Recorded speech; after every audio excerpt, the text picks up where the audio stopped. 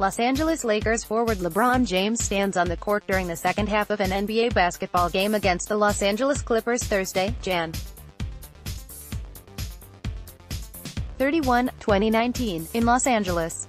The Lakers won 123-120. AP photo, Mark J. Terrill, LeBron James is no.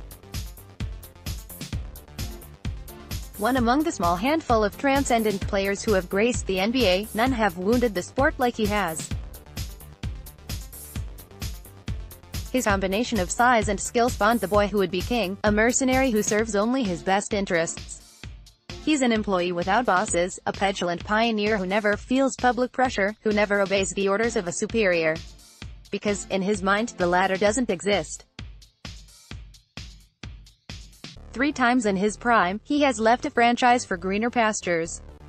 In his last 3 stops, Miami, a return to Cleveland, and Los Angeles, he has rarely felt like part of a team.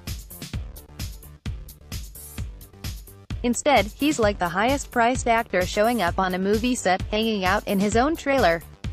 Along the way, James charted the countercultural course of self-empowerment in the NBA, creating one of the most damaging trends in history. His wanderlust and vanity know no limits. His selfishness knows no remorse.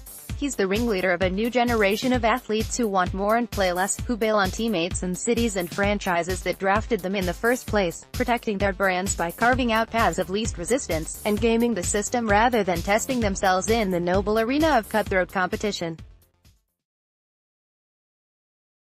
When James moved his career to Los Angeles, he did so to accommodate the interests of his burgeoning business empire.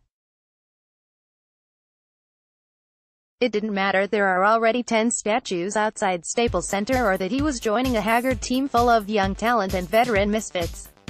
Then again, permanence, loyalty and community matter not to James. He assumed more great players would join him in LA, just like they did in Miami and Cleveland. Especially with his boyhood pal, Rich Paul, running an agency that represents a growing cluster of stars, including Anthony Davis. Look at the track record. Under Paul's guidance, Eric Bledsoe staged his first show of unhappiness in Phoenix. Until he got the contract he so desired. But not before it killed the growing momentum on Planet Orange, forcing an unseasoned general manager to make panic acquisitions and load up on ball-dominant point guards. Now, Paul is orchestrating Davis's departure in New Orleans, attempting to funnel him to James in Los Angeles. The tampering, collusion is absurd, and you can almost feel the outrage inside the NBA.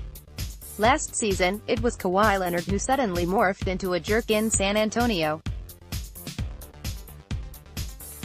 But Spurs coach Greg Popovich is wise to the ways, and refused to play James's game. He traded Leonard to Toronto, fueling the rise of the Raptors in the Eastern Conference.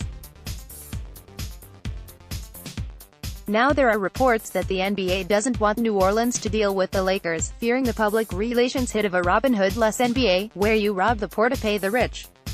And in the end, the league can't afford the perception that James is running the NBA through his shadow company and his best friend turned agent.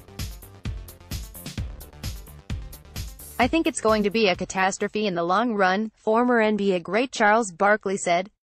Because at some point the fans are going to say, I'm not paying to watch the WWE.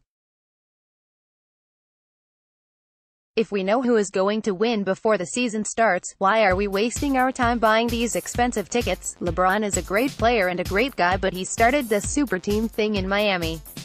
Then Kevin Durant trumped him when he went to the Warriors. And now they're trying to do the same thing with the Lakers. As the trade deadline approaches, the Pelicans seem to be backing away from the Lakers. The backlash might have cost the Suns a chance to acquire Lonzo Ball, a point guard they so desperately crave.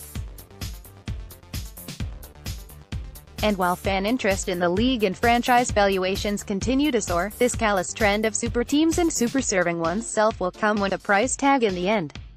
Pete Rose and Barry Bonds damaged Major League Baseball. James has done the same with the NBA, but not through gambling or peds. His sin was unintentional and merciless, committing his heart to something much smaller than the game itself, a world where all that matters is Team LeBron. Reach Bickley at dbickley@bonneville.com. Listen to Bickley.